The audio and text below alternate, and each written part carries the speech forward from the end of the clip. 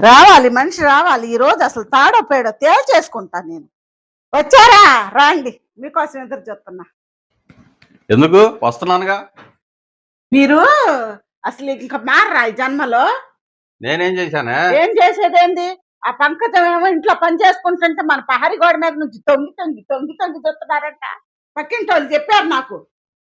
నాకేం తెలిసే? ఇదిగో నీకు ఇప్పుడే 4 సవర్లు పెట్టి గొలుసు చేయించుకొని వస్తున్నా.